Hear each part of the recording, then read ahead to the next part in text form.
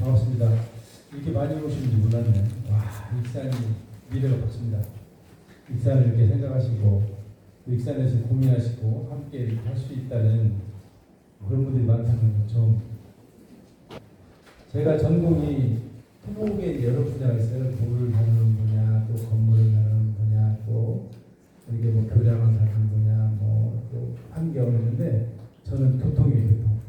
그래서 교통이 제가 지금 원광대학교에 35년 전에 왔는데 그 전에 우리나라 교통 하는 사람 별로 없어요. 다 외국에서 이제 하게 하고 와가지고 와서 저는 이제 부양국이고 또 그래서 원광대에 와서 지금까지 그래서 여러 가지 도로망, 교통망, 또 항공 뭐 그런 것도 하고 있는데 특히 이제 철도 같은 경우에 그 KTX를 하면서 KTX가 처음에 익산역으로 할 것인가? 전주로 갈 것인가? 목적도로 갈 것인가? 막 시끄럽죠. 그때 제가 힘들었습니다. 이쪽으로 이렇게 하는데 제가 5도로 다녔어요. 그때부터 해서 이제 KTX를 아마 익산에서 제가 많이 타는 순서로 하면 제가 몇 번이 될 거예요. 일주일에 몇 번씩 타니까. 서울까지. 그래서 이제 애정을 하고 있는데 왜 익산이 이럴까? 친구들이 또 우리 원광대학교 방문하는 사람들이 저한테 하는 얘기를 익산 참 늙은 도시다 그런 얘기를 해요. 그리고 왜 이렇게 뭐가 없냐. 익산을 내리면은 에스카레이터 내리면 다 어떻게 돼요? 옛날 공물 보이고 무너진 대나무 숲이 보여요. 보입니까? 손을 보셨어요? 네? 무너진 보여요. 익산역 그건 뭔 건물이 있는 게 아니라 그런 옛날 그걸 보니까 익산은 참 늙은 도시다라는 얘기를 많이 해요. 제가 참 그게 아니고 용문동은 가봐, 모현도 가봐는데 첫인상이 그래서 제가 우리 특히 익산역을 중심으로 하는 원도시는 어떻게 하고 있습니다. 우리 어릴 때는 아까 뭐 같이 걸어오면서 얘기했지만 최고의 보라가 있다. 여기서 저기 끝에서 보면 저 위에까지 사람 머리만 보이죠. 그랬어요. 저 어릴 때. 그랬는데 저 원모인 제가 거기 산다고 하잖아요. 거기에서 익산 여기 저희 삼촌이 삼남매 옆에서 양복점을 했는데 거기가 나오면 막 시에 나오는 것 같아요. 너무 기쁘고 그랬는데 비교했습니다. 그러나 지금 우리가 이제 여기서 어떻게 살릴 것인가, 특히 이제 원도시 익산역 복합환치센터라는 것이 전국에 5개의 지정을 될 때 제가 이제 관에서 이제 지정이 됐었는데 그 후로 지금 익산역만 개발을 못하고 있죠. 100년의 익산역이 있을 것이라고 생각하시면 한번 솔직히 한번 심각하게 생각해 보셔야 돼요. 50년 후에 익산역이 존재할까? 100년 후에 존재할까? 저는 퀘스천. 지금 이대로 퀘스천. 지금도 그러잖아요. 혹시나 다른 목포를 광주를 왜 일로 가냐? 좀 틀어가지고 광주에서 전주를 가면 되지. 응? 그러잖아요. 왜? 기본적으로 수요 때문에. 그래서 정말 우리가 50년 후에 100년 후에도 익산역이 어떻게 지속가능을 갈 수 있을 것인가, 이런 고민들을 여기 오신 우리 저부터 그리고 시에서 오시고 또 정치 이게 하시는 분들 많이 오시고 했는데 정말 생각해요. 우리 후손들이, 우리는 이용하지만 우리 후손들이 내게 익산역을 더 좋게 물려줄 수 없다고. 그게 누구 책임입니까? 우리 책임이죠. 저도 우리 책임이에요. 그래서 저는 이런 고민을 이제 가지고 있습니다. 그럼 지금 뭐가 문제일까? 왜 익산역은 우리 여기 건설교통부 오셨는데 제가 잘 알아요. 우리 과장님들, 국장님들 뭔만 매스컴만 나오면 익산역을 패스팅하네, 뭔 하네 해가지고 왜 그럴까? 왜 근본적인 원인이 뭘까? 익산역이 호남역 관문역이라고 해요. 익산역 호남 관문역이. 이 관문역을 어떻게 하면 지속 가능할 것인가? 이건 결국은 수요죠, 수요. 다른 사람이 없어. 그래서 이런 부분들을 우리가 생각을 해서 익산역이 지역권에 가려면은 수요창들이 됩니다. 즉 이용객이 증가됩니다. 그래서 익산역은 되게 보면 이렇게 되어 있는데 여러분 자부심 있잖아요. 제가 그런 말씀 드렸죠. 익산역이 익산 시민들이 예뻐서 익산역이 있기 때문에 KTX역을 하고 지금 새만금도 익산역에서 가야 되고 앞으로 이번에 뭐 제안한 저기 춘천에서부터 청주하고 대전을 해갖고 익산을 해서 광주가 왜 익산을 꼭 하나? 그 익산이 몇 개잖아요. 지금 역들이 그죠? 우리나라 역들이 많은데 단선인데요, 말이죠. 서울에서 부산. 그 동대구 같은 경우는 서울에서 동대구에서 부산으로 가고 하나는 진주로 가는 거 두 개 분지가 있죠. 익산에 몇 개 있어요. 전라선, 호남선, 장항선, 새만금 이런 데가 없어요. 없죠. 잘 없어요. 많아봤자 하나. 근데 익산은 그러니까 익산을 거점을 할 수밖에 없다니까. 미워도 할 수밖에 없어요. 익산. 그러면 어떻게 해야 돼? 우리가 더 잘해. 그래서 이런 거점이 익산. 그래서 이제 지금 뭐 최종 데이터를 보니까 익산이 그렇게 많이 들어서 1년에 한 1만 8천 명 정도 이렇게 이제 하는데 그 백화관센터가 정의로는 2가지 이상의 교통수단을 한 장소에서 다른 장소로 갈아탈 수 있도록 그게 이제 뭐냐면 이동 시간. 우리가 영어로 English distance, English time 그러는데 뭐냐면 우리 익산역에서 내려가지고 버스를 타야겠다. 그럼 나오죠. 나오는 버스 교통 발생을 하는 거예요. 교통 발생을 하죠. 택시를 타고 걸어가야겠다.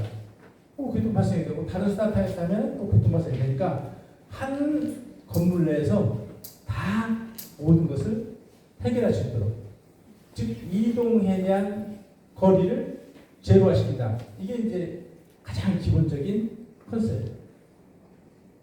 그 컨셉을 가지고 이제 해서 기차역 거기다 또 버스터미널, 택시승강장만 넣는 것이 아니라 거기다가 상업시설을 다 해서 복합적인 그런 기능을 할 수 있도록 하는 것이 복합화센터의 기능이죠.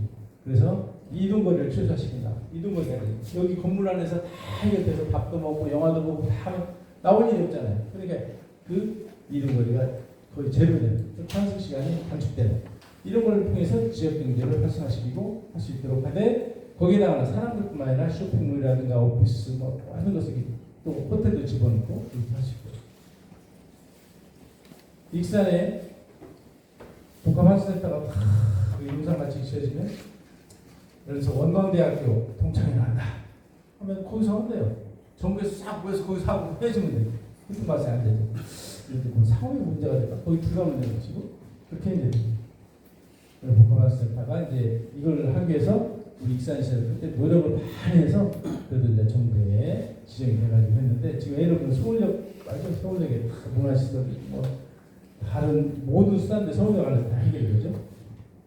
동대구역 이 동대구역도 거의 이제 이렇게 잘 돼 있습니다. 광주 송정도 이제 지정을 받았는데 이렇게 이제 해서 여러 가지 쇼핑이라든가 음식점 문화공간들이 다 이렇게 환승까지 이렇게 되어 있고요. 일본의 교토역 같은 경우는 일본의 그 거점역들이 정말 모든 문화시설까지 다 해서 이렇게 되어 있습니다. 교토역이 이렇게 되어 있어요. 보면 지상 16층이죠. 16층이 이렇게 되어 있어요. 일본의 히로시마 이게 최신 이제 그 G7 뭐 회의하면서 역을 완전히 개량했어요. 개량을 옛날에 있던 역을 다시 개량해서 첨단 시스템 내가지고 이렇게 해서 모든 교통수단을 여기서 다 환승을 하고 거기 우연히 이제 상업시설이라는 호텔까지 다 이루어져가지고 거기서 이제 만들어져서 할 수 있도록 이렇게 되어 있습니다. 익산역의 이제 복합환승센터 계획은 우리 이제 익산시에서 이렇게 만들고 있는 건데 기본 구상은 이런 지역들을 어떻게 해서 이제 환승 체계를 구축하면서 전략적으로 할 것인가 그런 것을 갖고 있는데 결국은 이제 뭐냐면 익산역을 중심으로 이제 허브에서 꼭 그러니까 거점을 중심으로 각각의 군산, 새만금 이런 것을 어떻게 잘 활성화시킬 것인가. 이게 이제 핵심이죠. 그래서 이 익산역이 그 지역의 허브가 될 수 있도록, 그 지역이라는 게 익산뿐만 아니라 호남의 허브가 될 수 있도록 해서 키는 이제 일단 환승이 잘 되야 되니까 환승시설, 즉 광해교통이라든가 시내교통 이런 것들을 전체 하나로 엮는 그런 것이 이제 가장 기본적인 개념이 되겠습니다. 익산역에서 익산시에서 이제 계속 복합 환승센터에 대한 요구 그리고 계획을 계속 지금 놓치지 않고 있기 때문에 전라북도 종합계획에도 이렇게 이제 들어가 있고 또 우리 익산시 도시계획에도 이렇게 쭉 들어가 있습니다. 들어가 있어서 우리가 이런 것들을 놓치지 않고 지금 계속 문구를 들어가 있는데 이제 어떻게 실현하실 것인가가 이제 문제가 되겠습니다. 방금 말씀드린 대로 익산역은 이렇게 정말 다양한 철도망이 돼 있어요. 그래서 여러분들 그걸 아셔야 돼요. 제가 KTX역을 뭐 어디로 하자, 목청부로 하자 하는 것도 저는 반대했어요. 왜냐면은 이게 교통이잖아요. 교통은 뭐예요? 옛날에 어른들이 그러잖아요. 야, 그러니까 형제한테 교통 좀 해라. 소통하라는 거예요. 그러니까 교통의 생명은 뭐냐면 연계성이에요. 어떠한 것만 딱 있으면 안 돼요. 선만 연계가 돼요. 네트워크가 돼요. 그게 1번이에요. 교통에서 어떤 교통수단, 도로, 철도, 빙 모든 것이 연계가 돼야 돼요. 우리랑 같이. 그래서 우리나라 지금 KTX역도 단선, 그러니까 역만 달랑 있는데 다 실패했어요. KTX. 왜? 다른 수단 연계가 돼요. 그래서 익산역 같은 경우는 제가 말씀드린 대로 F버스가 아니라 익산역이 생태적으로 호남의 철도의 허브가 될 수밖에 없다는 거죠. 그렇지 않으면 익산역 여기만 KTX만 쭉 해서는 아무 의미가 없어요. 오히려 더 힘들어져요. 근데 여기 익산역 자체를 다 옮겨야 돼요. 근데 익산역이 72,000평이 여기가 옮길 수 있냐? 아니고 선형 때문에 저기서 다 하려면 엄청난 돈이 들어요. 다시 차가 선형으로 이렇게 와야 때문에 그래서 이렇게 이제 이런 우리가 백그라운드를 갖고 있다 이렇게 말씀드리고 익산역에서 지금 익산시에서 이렇게 제가 받은 자료인데요. 이렇게 보면은 익산역 규모도 이렇게 이제 돼 있고 어떻게 개발할 것인가 하는 것을 1단계, 2단계, 3단계 이렇게 다 하면서 그림을 가지고 이제 추진을 하고 있더라고요. 있는데 대개 이제 첫 번째는 일단 익산역을 역에 시설을 지켜야겠다 해가지고 지금 그런 계획을 가지고 있고 지금 익산역이 좁잖아요. 사실은 좁으니까 그런 역들을 좀 증축해서 리모델링하는 계획. 그 다음에 두 번째 단계가 이제 복합환승센터를 건립하는 단계. 세 번째는 이제 차량 기지, 그러다 보면 차량 기지라고 되게 복합 개발할 수 있도록 해야 되는데 지금 그동안에 이제 여기 옛날에 1단계 때 이제 우리 국장님께서 말씀을 하셨는데 처음에 전전전 시장님께서 하실 때는 이쪽 여기 송악동 쪽을 이렇게 해가지고 한번 이제 복합환승을 하자 했어요. 왜 그러냐면 이쪽이 뭐 철도 부지를 이용할 수 없기 때문에 그래서 이제 이쪽 부지를 하려고 보니까 토지 수용해야지 뭐 굉장히 힘들죠. 그래서 지금 아까 제가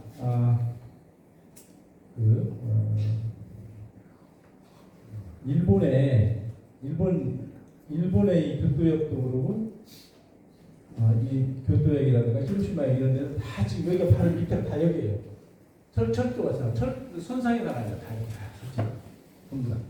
그래서 지금 아마 제가 알기로 익산역도 그런 이제 철도 이 위에 이렇게 할 수 있는 그런 것들은 이제 법적으로 이렇게 되기 때문에 그런 부분은 지금 접근하는 걸로 이렇게 하고 있습니다. 그래서 이제 1단계 여객시설을 증축하는 것은 이제 결국은 수요거든요. 수요. 아까 말씀드린 대로 1년에 18,000 정도 이렇게 되는데 이것이 한 2040년에는 25,000명 정도 이렇게 이제